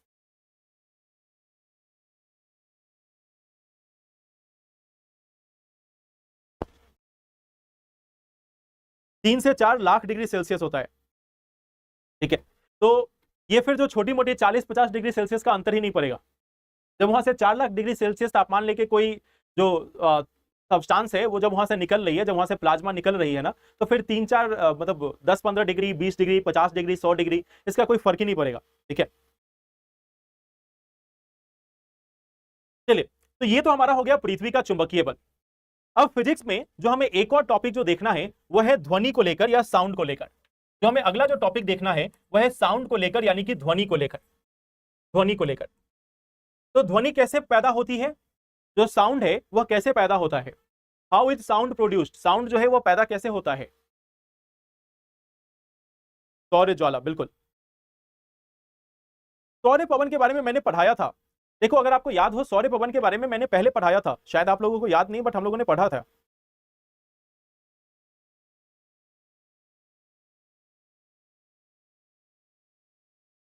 पूरा अंतरिक्ष के बारे में हम लोगों ने चर्चा की थी, अंतरिक्ष के जो अलग अलग हिस्से हैं उसके बारे में हम लोगों ने चर्चा की थी। तो शायद आप लोग उस क्लास में नहीं थे या फिर चैट कर रहे थे। क्या चुंबक के कारण ही आंतरिक भाग, एक सेकंड, क्या क्वेश्चन था आपका? चुंबक के कारण ही अर्थ का आंतरिक भाग मेल्टेड है? नहीं, ऐसा कोई रीजन जो है वह नहीं पाया जाता। हाँ, उस मेल्टेड भाग के कारण फिर हमें देखने को मिलता है कि मैग्नेटिक फील्ड जो है वह मौजूद है। मैग्नेटिक फील्ड का इमेज क्या होगा? देखो, मैग्नेटिक फील्ड एक्चुअल में कोई फील्ड ऐसा नहीं कि इमेज उसका बना हुआ है, ये ऐसे ही लाइंस के थ्रू ही रिप्रेजेंट किया जाता है कि मान लो यह पृथ्वी है तो यहाँ पे आप लाइंस बना दो जैसा कि मैग्नेटिक फील्ड का लाइन होता है। ये सभी काल्पनिक है, ये जो है ना वो काल्पनिक है, ऐसा कोई लाइन होता नहीं। जैसे मान लो मैंने आपको अर्थ पे दिखा दिया कि अर्थ पे ये इक्वेटर है, तो ये इक्वेटर एक्चुअल में है नहीं, ये काल्पनिक चीजें होती हैं, इसको हम मानकर चलते हैं कि ऐसा कोई लाइन है। ठीक है, तो ये जो लाइन है ना यही आपका मैग्नेटिक फील्ड है। बिल्कुल, ठीक है। चलो, तो ध्वनि की अगर हम बात करें तो ध्वनि जो है वो पैदा होती है कंपन से। ध्वनि जो है वो पैदा होती है किससे? कंपन से। जब भी कंपन होगी, जब वाइब्रेशन होगी, तो यहां पे हमें ध्वनि जो है वह सुनाई देती है। ठीक है?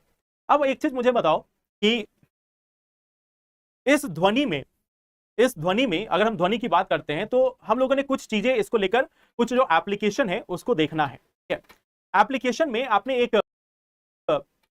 एक नाम सुना होगा अल्ट्रासाउंड का। ठीक है? आपने एक नाम सुना होगा अल्ट्रासाउंड का।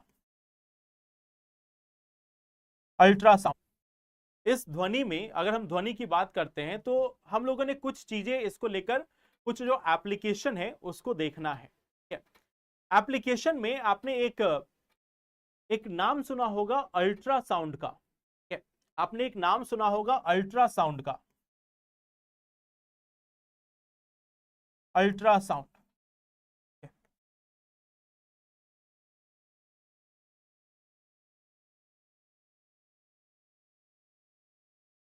अल्ट्रासाउंड। अल्ट्रासाउंड होती क्या है? अल्ट्रासाउंड जो है वह क्या होती है? अल्ट्रासाउंड क्या होती है?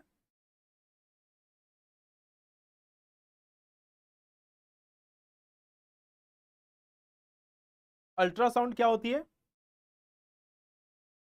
यस सर, सिर्फ नहीं है, अल्ट्रासाउंड का बताओ। अल्ट्रासाउंड सुना है ये तो मैं जानता हूं कि अल्ट्रासाउंड ऑफ कोर्स आपने सुना है। अल्ट्रासाउंड होता क्या है ये बताओ। साउंड के बराबर स्पीड? नहीं नहीं नहीं नहीं, अंदर के पार्ट को देखने के लिए नहीं। अल्ट्रासोनिक साउंड, ठीक है, अल्ट्रासाउंड या अल्ट्रासोनिक साउंड आखिर होती क्या है? उच्च आवृत्ति तरंगे है, यानी कि हाई फ्रीक्वेंसी वेव है। ठीक है, देखो, अल्ट्रासाउंड का मतलब होता है कि जिस साउंड की जो फ्रीक्वेंसी है, जो आवृत्ति है, अगर इसकी आवृत्ति जो है वह अगर 20,000 हर्ज से अधिक हो। हर्ज जो है वह आवृत्ति को मापने का एक पैमाना है। ठीक है, तो अगर इसकी जो फ्रीक्वेंसी है या इसकी जो आवृत्ति है अगर वो 20,000 हर्ज से अधिक की हो तो उसे हम फिर अल्ट्रासाउंड बोलते हैं। ठीक है, 20 हर्ज से लेकर 20,000 हर्ज तक हम सुन पाते हैं, उसके ऊपर की जो साउंड है उसको हम अल्ट्रासाउंड या अल्ट्रासोनिक साउंड के रूप में जानते हैं। ठीक है, तो 20,000 से अधिक की जब फ्रीक्वेंसी हो जाए, आवृत्ति हो जाए ध्वनि तरंगों की, तो उसको हम अल्ट्रासाउंड वेव्स के रूप में जानते हैं। ठीक है? अब अल्ट्रासाउंड वेव्स के बारे में जब आपने यह जाना है तो आप साथ साथ इसके प्रयोग के बारे में भी जानते होंगे कि अल्ट्रासाउंड जो है उसका क्या उपयोग है, इसके बारे में भी आपने सुना होगा। ठीक है, अब उसको जानने से पहले एक और चीज, अगर हम लोग 20,000 हर्ज से अधिक आवृत्ति की या उससे अधिक जो फ्रीक्वेंसी है उसकी अगर साउंड को सुनते हैं तो हमारा जो कान है वो खराब हो जाएगा, उसके पर्दे फट जाएंगे, इवन 20,000 तक पहुंचते पहुंचते काफी ज्यादा क्षति हो जाएगी। ठीक है, तो जब हम 20,000 हर्ज से अधिक के साउंड को सुनते हैं तो हमारे कान जो है वह फट सकते हैं, उसका नुकसान हो सकता है। ठीक है, तो अब मुझे ये बताओ कि अल्ट्रासाउंड का इस्तेमाल हम करते हैं अपने बॉडी के ऊपर में। कई बार जो नवजात शिशु होता है, नवजात शिशु को देखने के लिए, नवजात शिशु का आइडिया लेने के लिए हम वहां पे अल्ट्रासाउंड का इस्तेमाल करते हैं, हम उन जगहों पे अल्ट्रासाउंड का इस्तेमाल करते हैं। तो अब सोचो कि हमारे लिए जब ये इतना खतरनाक है, हमारे लिए जब ये इतना खतरनाक है, तो जब हम इसे हम बॉडी के सेंसिटिव ऑर्गन्स पर लगाते हैं, जब हम इसके बॉडी के सेंसिटिव ऑर्गन्स पे इसको यूज करते हैं, तो क्या यह हमारे लिए खतरनाक नहीं होता?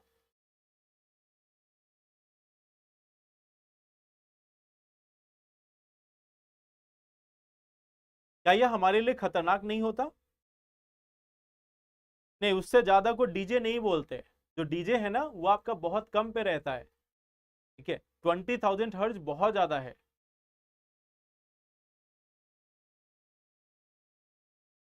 शरीर को तो ठीक है, शरीर के अंदर में पहुंचता है।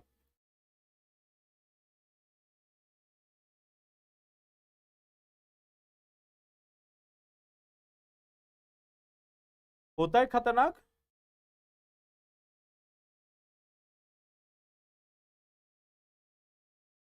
डॉक्टर यूज करते हैं फॉर ह्यूमन इंटरनल बॉडी, बिल्कुल।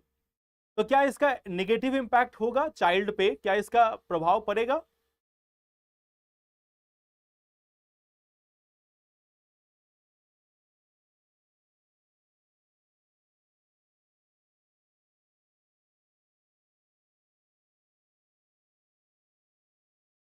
देखो, अब आप यहां पर एक चीज को समझो कि अगर अल्ट्रासाउंड हमारे ईयर्स के अंदर में जाता है, हमारे कान के माध्यम से जाता है, तो वो हमें बहुत डैमेज करेगा। लेकिन अगर हमारे बॉडी के किसी पार्ट से होकर जा रहा है तो फिर हमें उतना डैमेज नहीं होगा। हाँ, कुछ सेल्स वगैरह जो है वो डैमेज हो सकते हैं, बट आप ये चीज का डिफरेंस समझो। अल्ट्रासाउंड का जो उपयोग होगा, अगर मान लो किसी के कान में लगाकर अल्ट्रासाउंड बजाया जाए तो ऑफ कोर्स फिर तो कोई ऑप्शन ही नहीं है। लेकिन जब उसका इस्तेमाल किया जाता है, जब उसका इस्तेमाल किया जाता है बॉडी के सेल के ऊपर में, बॉडी के सेल के ऊपर में, तब इसका वैसा असर नहीं होगा। साउंड जो है वो हमारे कान से होकर हमारे मस्तिष्क तक पहुंचता है, और साउंड जब इंटेंसिटी ज्यादा हो या साउंड की जो फ्रीक्वेंसी ज्यादा हो तो हमारे कान डैमेज होते हैं, हमारा नाखून, हमारा हाथ, हमारा पेट, ये डैमेज नहीं होता। तो ये अंतर है जिसको आपको समझना है, ठीक है। ये जो अंतर है उसको समझने की कोशिश करो। साउंड अगर कान के पास लगाकर बजाया जाए तो बहुत ही खतरनाक इंपैक्ट होगा, लेकिन उसको अगर दूसरे बॉडी पार्ट पे लगाया जाएगा तो उसका सेम इंपैक्ट नहीं होगा, ठीक है। ये यहाँ पे डिफरेंस है जिसको आपको समझना है, ठीक है। तो कान के पास नहीं लगाया जाता बल्कि बॉडी पार्ट के पास लगाया जाता है। तो कभी कभी आंसर जो है वो बहुत ही सामान्य होता है, बस हम लोग उसके बारे में सोचते नहीं है, ठीक है। तो बहुत ही सिंपल सा आंसर है, वो कान में नहीं लगाया जाता। ऐसा नहीं कि जिनका मान लो प्रेगनेंसी चेक करना है या जिनके बॉडी का इंटरनल स्ट्रक्चर चेक करना है कि हाँ किडनी में स्टोन है या नहीं है, तो उसके लिए उनको कान में अल्ट्रासाउंड नहीं दिया जाता, उनके बॉडी के ऊपर लगाया जाता है, ताकि उनको जो बॉडी के अंदर का जो स्ट्रक्चर है उसकी एक तरीके से जांच की जा सके, ठीक है। तो ये डिफरेंस होता है जिसको आपको यहाँ पे समझना है, ठीक है। तो चलो, एक अल्ट्रासाउंड का जो है वह शरीर के आंतरिक अंगों को, शरीर के आंतरिक अंगों की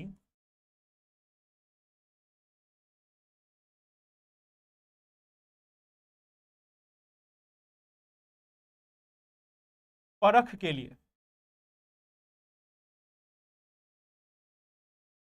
अच्छा चलो एक चीज मुझे और बताओ, आप सभी ने एक और सिस्टम सुना होगा सोनार के बारे में।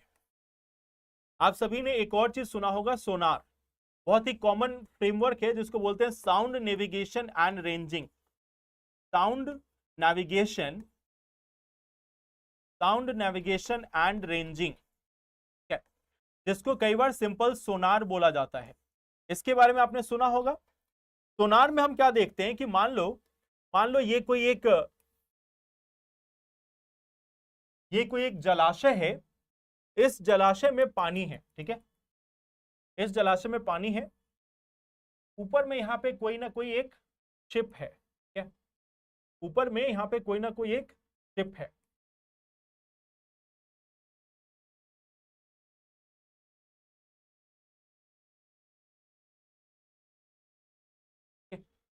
ये हमारा एक शिप है, ठीक है। अब मान लो नीचे में मौजूद कुछ ना कुछ सब्सटेंस है, इसका पता लगाना है, ठीक है। यहाँ पे कुछ ना कुछ चट्टान मौजूद है, इसके शेप एंड साइज का पता लगाना है। तो यहाँ पे इसमें एक सोनार सिस्टम लगा होता है, एक सोनार सिस्टम जो है वह लगा होता है। सोनार सिस्टम के माध्यम से यहाँ पे सोनार सिस्टम के माध्यम से यहाँ पे ध्वनि तरंगों को, साउंड वेव को भेजा जाता है, और वह साउंड वेव रिफ्लेक्ट होने के बाद वापस से यहाँ पे पहुंचती है, वापस से यहाँ पे पहुंचती है, ठीक है। और जब ये पहुंचती है तो हमारे पास एक इसका जो इमेज है वह बन के आ जाता है कि ऐसा कोई ऑब्जेक्ट जो है वह नीचे में मौजूद है। इस तरीके का हमारे पास एक इमेज बन के आ जाता है, ठीक है। इस तरीके का इमेज बन के आ जाता है। अल्ट्रासाउंड में भी जब हम शरीर के आंतरिक अंगों की पहचान करने की कोशिश करते हैं तो हमें एक इमेज बन के आ जाता है। अब आपने एक चीज पढ़ा था, जब आपने लाइट के बारे में, जब हम लोगों ने प्रकाश के बारे में चर्चा की थी, तो हम लोगों ने एक डिस्कस किया था कि प्रकाश की किरणें जब मिलती हैं तो उससे इमेज बनता है, उससे जो एक चित्र है वह बनता है। जैसे मान लो कि सपोज ये मेरा हाथ आपको अभी दिख रहा होगा, मान लो ये मेरा हाथ आपको अगर दिख रहा है, तो यहाँ पे कुछ ना कुछ लाइट की किरण जो है, यानी इस पे कुछ ना कुछ जो प्रकाश की किरणें हैं वो इस हाथ तक पहुंचती है और यहाँ से रिफ्लेक्ट होने के बाद यह कैमरा में जाती है, फिर यह मेरा हाथ जो है वो विजिबल हो पा रहा है। ठीक है, यह हाथ जो है वो तभी विजिबल है जब यहाँ से कुछ किरणें जो है वो रिफ्लेक्ट होके कैमरा के लेंस तक पहुंच रही है और तब आपके माध्यम से पहुंच रही है। मान लो आप मेरे सामने बैठे होते फिर भी आपको ये दिखता, ठीक है, तो ये आपको इसलिए दिख पा रहा है क्योंकि यहाँ से प्रकाश की कुछ किरण जो है वह निकल आई है, तब आप उसमें चित्र बना पाते हो। तो क्या हम साउंड के माध्यम से चित्र बनाते हैं, वह कैसे पॉसिबल होता है? क्या साउंड के वेव से मिलने से यह चित्र कैसे बन पाता है? साउंड वेव के मिलने से यह चित्र कैसे बन पाता है?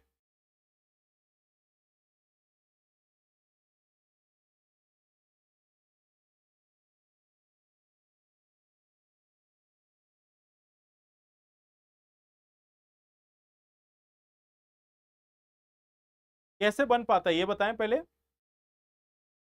बहुत ही सिंपल सा आंसर है। हाँ, पानी में रहने वाले कुछ जीवों को नुकसान पहुंच पाता है।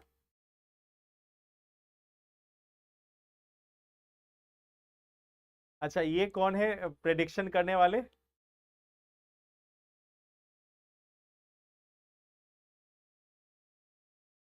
Sound wave change into matter wave.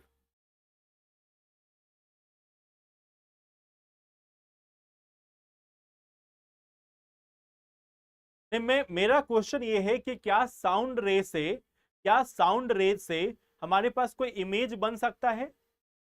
क्या साउंड के रे से, यानी कि प्रकाश की जो तरंग है, प्रकाश की जो तरंग है, क्या उससे भी इमेज बन सकता है? क्या उससे भी इमेज बन सकता है? देखो, इसका भी बहुत ही सिंपल सा आंसर है। प्रकाश की किरणों से तरंग नहीं बनता, सॉरी, प्रकाश की किरणों से चित्र नहीं बनता।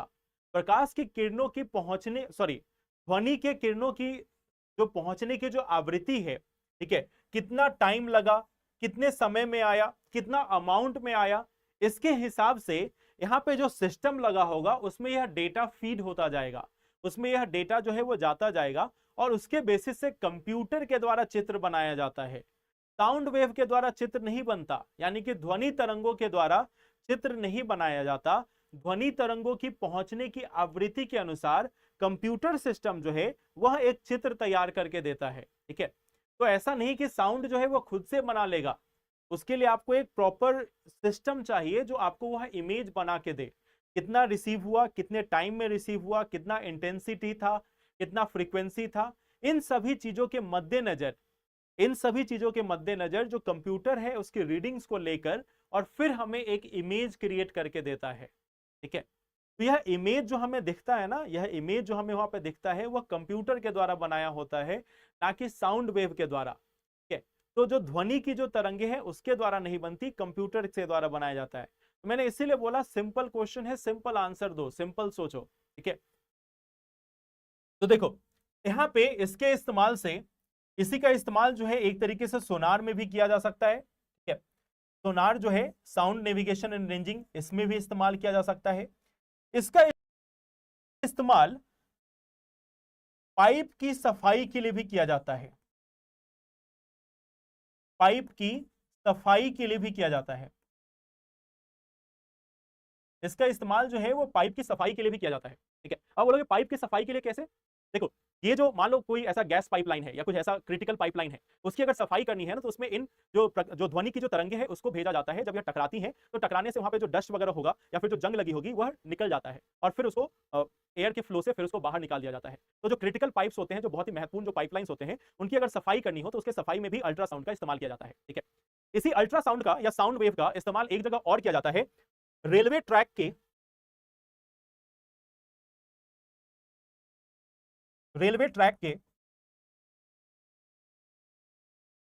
जांच में, रेलवे ट्रैक के जांच में भी इसका इस्तेमाल किया जाता है। ठीक है, रेलवे ट्रैक के जांच में कैसे इस्तेमाल किया जाएगा? देखो, मान लो ये हमारा रेलवे ट्रैक है। ठीक है, ये हमारा एक रेलवे ट्रैक है।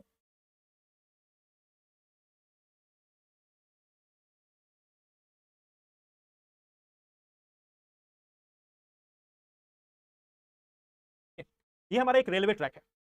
अब मान लो इसकी एक लंबाई होगी, वो मालूम होगी। मान लो कि इसकी लंबाई जो है वो 20 मीटर है। ठीक है, इसकी लंबाई जो है वह 20 मीटर है। और इन जनरल हम मान कर चले, एग्जाम्पल के तौर पे, एग्जाम्पल के तौर पे मान के चल रहे हैं कि कोई एक एक हमारी नहीं, 20 मीटर कम हो गया। मान लो इसकी लंबाई हमने रख ली 200 मीटर, इसकी एक लंबाई जो है वो 200 मीटर के बराबर है। और हमने एक साउंड वेव लिया और एग्जाम्पल के रूप में मान के चल रहे हैं, एग्जाम्पल के रूप में, होता बहुत ज्यादा या बहुत कम हो सकता है। ठीक है, एग्जाम्पल के तौर पे लेके चल रहे हैं कि हमने एक साउंड वेव लिया, एक हमारा साउंड वेव है और उसकी जो गति है वो है 400 मीटर पर सेकंड, 400 मीटर पर सेकंड। तो अब यहां से हमने साउंड को रिलीज किया, इसमें यहां से हमने साउंड को रिलीज किया, साउंड यहां तक पहुंचेगी और पहुंचने के बाद रिफ्लेक्ट होकर वापस आएगी। वहां से साउंड की जो जो जो हमारी जो ध्वनि की जो तरंगे है वो यहां से टकराकर वापस लौटेंगी। अगर एक कंटिन्यूअस ट्रैक है, एक कंटिन्यूअस ट्रैक है, इसकी लंबाई जो है वो 200 मीटर की है, 400 मीटर पर सेकंड की जो हमने एक एक जो साउंड वेव है उसको हमने यहां से रिलीज किया, तो ये 200 मीटर अप और 200 मीटर डाउन, यानी कि 400 मीटर जो है वो हमें एक सेकंड के अंदर में यह ध्वनि जो है वो वापस आ जानी चाहिए। यह ध्वनि यहां से जाए और वापस लौट कर आ जाए, इसमें हमें मैक्सिमम कितना टाइम लगना चाहिए? इसमें मैक्सिमम हमें टाइम लगना चाहिए 1 सेकंड का। ठीक है, कि 1 सेकंड में यह हमें लौट कर आ जाए। ठीक है, अगर मान लो किसी कारणवश इस रेलवे ट्रैक में यहां पर हो गया दिक्कत, ये जो है रेलवे ट्रैक, यहाँ पे ट्रैक जो है वह टूट गया, 100 मीटर की दूरी के बाद ये यहाँ पे ब्रेक हो चुका है या खत्म हो चुका है। ठीक है, जब ये यहाँ पे ब्रेक हो चुका है, मान लो अब इसकी लंबाई जो है वो 100 मीटर है। ठीक है, तो क्या होगा, जो ध्वनि की जो जो तरंग है वो यहाँ पे जाएगी और इसे टकराकर वापस लौटेगी, इसे वापस टकराकर लौटेगी। लेकिन अब 1 सेकंड की जगह यह कितने देर में आ जाएगी? 0.5 सेकंड में, 0.5 सेकंड में। तो हमें क्या मालूम चलेगा? इस रेलवे ट्रैक में 100 मीटर के बाद कहीं ना कहीं कोई ना कोई खराबी है, और फिर वहां पे जो रेलवे के जो ट्रैकमैन है उसको भेजा जाएगा कि भाई देख के आओ कहां पे खराबी है। ठीक है, तो रेलवे ट्रैक की जांच के लिए भी अल्ट्रासाउंड का इस्तेमाल किया जाता है कि क्या ये सही है, क्या कहीं इसमें कोई प्रॉब्लम है, कोई नहीं प्रॉब्लम है। तो इसको मैंने एक सिंपल लैंग्वेज में समझाया है। ठीक है, इसकी कितनी स्ट्रेंथ है, कितना यह मजबूत है, कितना नहीं है, इसको भी मापा जा सकता है स्पीड ऑफ साउंड के अनुसार से। ठीक है, कि अगर पूरा जब जब ये बिल्कुल नया था तो उस समय स्पीड ऑफ साउंड क्या था और अभी कितना है, तो जैसे ही मेटल जो है उसकी डेंसिटी कम होती जाएगी, स्पीड ऑफ साउंड भी कम होता चला जाएगा। तो इससे हमें चीजों के बारे में आइडिया मालूम चल सकता है कि कोई ट्रैक की क्या स्थिति है, किसी बिल्डिंग में, किसी ब्रिज में, किसी ट्रैक में जो हमारे आयरन पिलर्स हैं या फिर बाकी ऐसे ही कोई धातु है, उसकी अगर हमें जांच करनी है तो उसमें फिर हमें इस्तेमाल किया जा सकता है साउंड वेव का। ठीक है, तो ये भी एक तरीका होता है रेलवे ट्रैक की, जो अगर कोई डैमेज है तो उसको मापने के लिए। ठीक है, बिल्कुल, इससे एक्सीडेंट जो है वो कम होगा।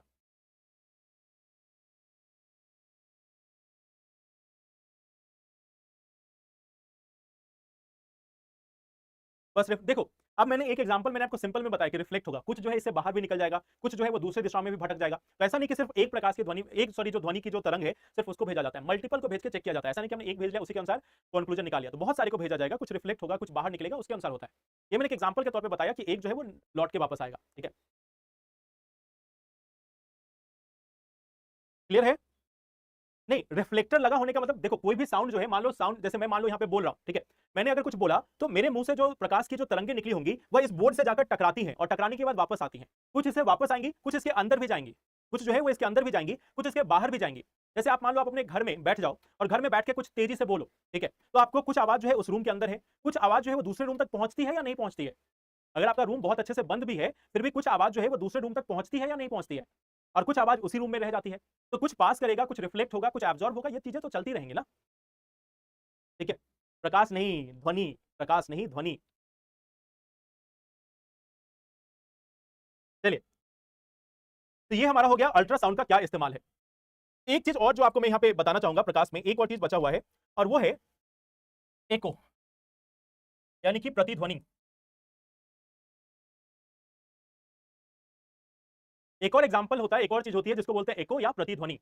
तो एको और प्रतिध्वनि जो है वो क्या है, इसको एक बार हम लोग समझने की कोशिश करते हैं। ठीक है, मान लो आपने देखा होगा कि कभी कभी आप किसी खाली हॉल में चले गए, या आपका घर जो है वो मान लो पेंटिंग वगैरह हो रही है, घर आपने पूरा खाली किया, या फिर कुछ ऐसा ही है कि आप किसी बड़े हॉल में चले गए, मान लो आप कॉलेज में क्या होंगे, कॉलेज के जो क्लासरूम्स होते हैं वो काफी बड़े बड़े होते हैं। तो जब आप क्लास में अकेले एंटर करते हो, बहुत कम चीजें होती हैं, अगर आप कुछ भी बोलते हो तो वह वापस से एक तरीके से रिफ्लेक्ट होकर आपके पास आता है, जो जो ध्वनि जो है, जो साउंड जो है वह रिफ्लेक्ट होकर आपके पास पहुंचता है। ठीक है, और जब यह बार बार पहुंचने लगता है तो आप इसको बोल देते हो कि यह एको हो रहा है या प्रतिध्वनि हो रही है। तो एको या प्रतिध्वनि होती क्या है? देखो जैसे प्रकाश की किरणें जो है वो वापस से रिफ्लेक्ट होकर आती हैं, परावर्तित होकर आती हैं, ठीक वैसे ही जब हम ध्वनि की बात करते हैं तो ध्वनि जो है वह भी कहीं से टकराकर वापस से रिफ्लेक्ट होकर हमारे पास आएंगी, ठीक है। और इसी मल्टीपल रिफ्लेक्शन के कारण या कुछ कारणों से, कुछ और कारणों से हमें एक प्रतिध्वनि सुनाई देने को मिल सकती है। अब यह क्या कारण है, इसको हम एक बार हम लोग जानने की कोशिश करते हैं, ठीक है। देखो मान लो यह एक व्यक्ति है, इस व्यक्ति को थोड़ा इस साइड में लेके आते हैं। हमारा एक व्यक्ति है, ठीक है, और एक दूसरा मान लो यहां पे एक वॉल लगा हुआ है, एक यहां पे वॉल जो है, दीवार जो है वह मौजूद है, एक जो दीवार है वो यहां पे मौजूद है, ठीक है। अब यह व्यक्ति यहां पे खड़ा है, यहां पे नॉर्मल एयर है, एयर यानी कि हवा जो है वह सिर्फ मौजूद है। अब यह व्यक्ति जब कुछ बोलता है, जब यह व्यक्ति कुछ बोलता है, ठीक है, तो क्या इसे आवाज या प्रतिध्वनि जो है, जो एको है, वो सुनाई देगा या नहीं देगा, इसको हम लोग जानने की कोशिश करते हैं, ठीक है। अगर हम नॉर्मल डे में बात करें तो जो एयर है, जो हवा है, हवा में औसत तापमान पे मान लो 25 डिग्री सेल्सियस के आसपास में जो हवा में जो स्पीड होती है साउंड की, जो हमारी जो ध्वनि है उसकी जो गति है वो 340 मीटर पर सेकंड होती है। ये 340 मीटर पर सेकंड की गति होती है, ठीक है, हवा में। अब मान लो यह व्यक्ति ने कुछ बोलना स्टार्ट किया, तो क्या इसे प्रतिध्वनि सुनाई देगी या नहीं देगी? अब देखो प्रतिध्वनि कब सुनाई देती है, जो एको है वो हमें कब सुनाई देता है, एको हमें कब सुनाई देता है, इसको जानने की कोशिश करते हैं। जब भी हम कोई आवाज सुनते हैं, जब भी हम कोई आवाज सुनते हैं तो 0.1 सेकंड तक, 0.1 सेकंड तक वह हमारे मस्तिष्क में मौजूद रहता है, 0.1 सेकंड तक। जैसे मैंने आपको बोला कि लाइट या ध्वनि या प्रकाश, तो जैसे मैंने ये वर्ड्स बोले प्रकाश, ध्वनि, लाइट, ये वर्ड्स आपके माइंड में 0.1 सेकंड तक थे। अगर मैं प्रकाश और प्रकाश दो बार बोल दूं 0.1 सेकंड के अंदर में, तो आपको यह मालूम नहीं चलेगा कि मैंने दो बार एक ही वर्ड को बोला है, ठीक है।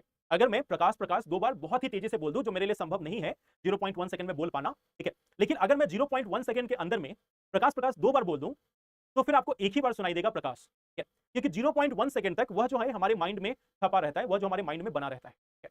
तो मान लो जैसे आप अभी अपने कमरे में हो, कमरे में अगर आपने स्पीकर पे रखा हुआ है लैपटॉप को, स्पीकर पे रखा हुआ है लैपटॉप पे, या आपने सोचा कि चलो वूफर लगा देते हैं, सर की आवाज को और तेज से सुनते हैं, ठीक है, आपने मान लो स्पीकर ही लगाया हुआ है, स्पीकर से जो साउंड आप तक पहुंच रहा है आपको एक बार सुनाई दे रहा होगा, ठीक है, बट वास्तव में वही सेम साउंड आपको कई बार सुनाई दे रहा होगा, बट आप उसमें अंतर नहीं कर पा रहे। अंतर क्यों नहीं कर पा रहे? कि आप जिस घर में बैठे हो, जिस रूम में आप बैठे हो, वहां पे साउंड जो है वह 0.1 सेकंड के अंदर में कई बार आप तक पहुंच जा रहा है, आपके पास कई बार पहुंच जा रहा है, इसीलिए आप बार बार सेम साउंड सुनने के बाद भी उसको एक ही मानकर चल रहे हो। जैसे अगर मैंने बोला लाइट, यह जो वर्ड है लाइट, यह जो वर्ड है लाइट, जब मैंने बोला और जब आपके रूम में जो स्पीकर लगे हुए हैं उस स्पीकर से आपको कई बार सुनाई दिया होगा, बट आप उसको एक ही बार समझ रहे हो, ठीक है। ऐसा क्यों होता है, इसको हम लोग देखते हैं। देखो मान लो यह व्यक्ति यहां पे है, यह व्यक्ति यहां पे है और इसके बीच की दूरी एक इमेजिन करते हैं कि 10 मीटर है, 10 मीटर है, ठीक है। 10 मीटर का मतलब क्या हुआ कि साउंड अब यहां से जाएगा, साउंड यहां पे जाएगा और रिटर्न होकर वापस चला आएगा, यानी कि 20 मीटर का डिस्टेंस जो है वो ट्रैवल किया। साउंड जो है इस दीवार से जाकर टकराया, वापस आया, 30 मीटर का डिस्टेंस ट्रैवल किया। अब इस साउंड को देखो, यह 340 मीटर पर सेकंड ट्रैवल कर सकती है, यानी कि 0.1 सेकंड में, 0.1 सेकंड में यह लगभग 34 मीटर का डिफरेंस जो है वह तय कर सकती है। 34 मीटर के आसपास का डिस्टेंस यह महज 0.1 सेकंड में पूरा कर सकती है। तो अगर आपको 20 मीटर का ही अंतर है, 20 मीटर का ही अंतर है, तो आपको यह सुनाई नहीं दिया होगा, ठीक है, क्योंकि 20 मीटर का मतलब क्या हो गया, ये 0.1 सेकंड से कम में भी आपके पास लौटकर वापस आ गया।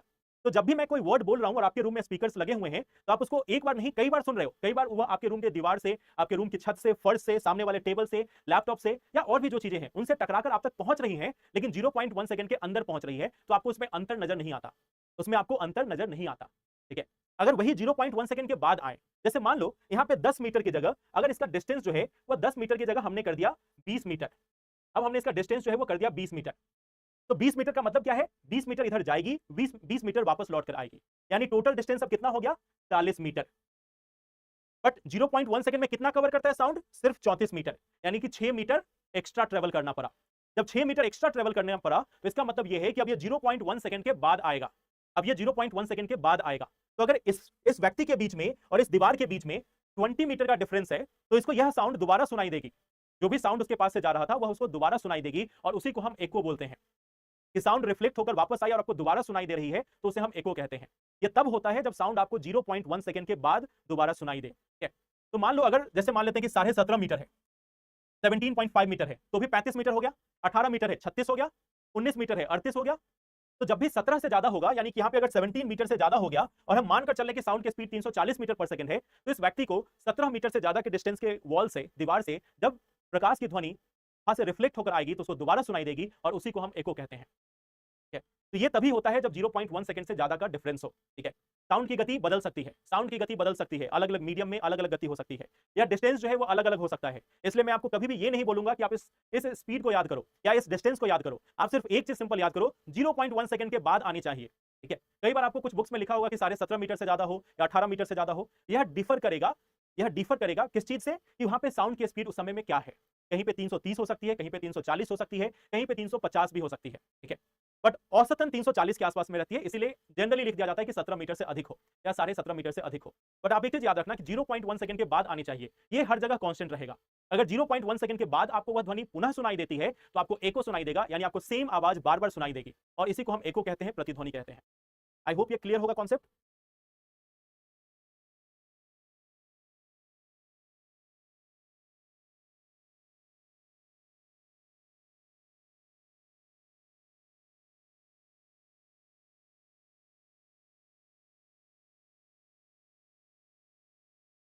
वो एको दूसरा है, वो मेडिकल टर्म एको है, वो दूसरा है, उसको यहाँ पे मत कैंसिल करो, मत यूज करो।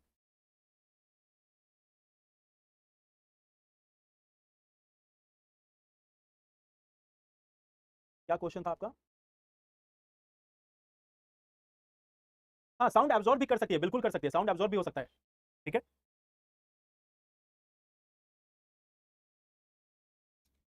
चलिए, तो ये तो हमारा साउंड का चैप्टर हुआ। देखो, साउंड जो है, प्रकाश जो है एक, सॉरी आज पता नहीं प्रकाश बार बार बीच में क्यों आ रहा है, बट साउंड जो है, जो ध्वनि है, वो एक तरंग है, एक ऊर्जा है। इस ऊर्जा का सेम वैसे ही रिफ्लेक्शन रिफ्रैक्शन होता है, जैसे कि हमने लाइट में देखा था। इसके हमने उपयोग देखे, एक हमने देखा जो प्रतिध्वनि है उसके बारे में भी सुना। इसके साथ साथ हम लोगों ने यह भी देखा कि इसका कहां कहां पे उपयोग किया जाता है। साउंड वेव में भी इसका जो अल्ट्रासाउंड है उसमें भी जो उपयोग होता है, रेलवे ट्रैक में और बाकी जगहों पे, उसको हम लोगों ने देखा है। ठीक है, अब हम इसके आगे बढ़ते हैं। तो ये आपका फिजिक्स का पार्ट था। अब हम लोग जो स्टार्ट करेंगे वो है केमिस्ट्री का पोर्शन। ठीक है, अब इसके आगे जो हमें पढ़ना है वो है केमिस्ट्री, यानी कि रसायन, रसायन शास्त्र।